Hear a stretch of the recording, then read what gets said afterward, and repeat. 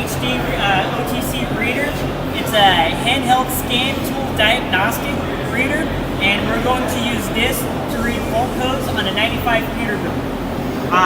When doing this, the first thing we need to do is make sure our batteries are energized using the battery cutoff switch.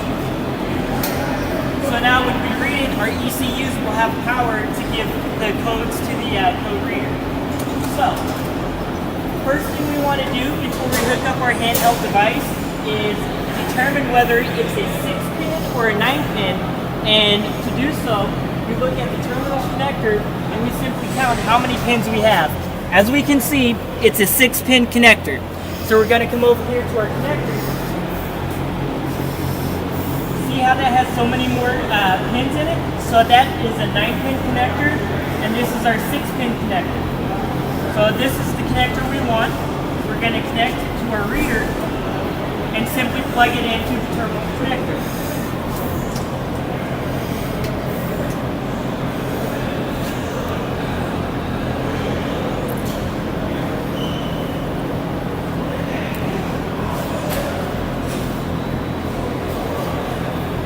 Sometimes lining things up isn't always so easy. Alright, so the next step we want to do is we're going to energize our reader.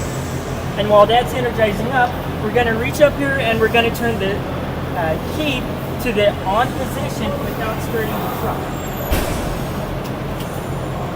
Alright, so with it on the on position, like I said, it's allowing energy or power to go from the through the truck, reading codes from the ECU to our handheld.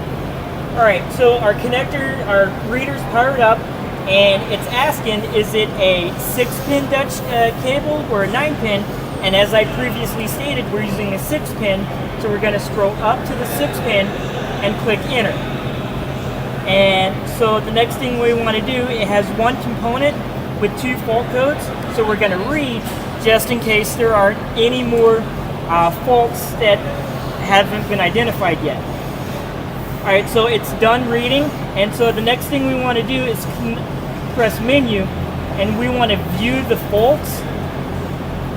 Alright, so as it stated, we have 2 fault codes.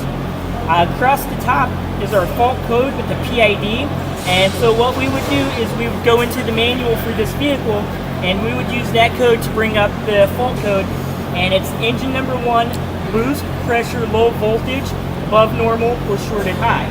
And so we would go through using the steps for this particular code to check each component of that system to identify exactly what the problem is and determine what steps we need to take to resolve that issue with this vehicle.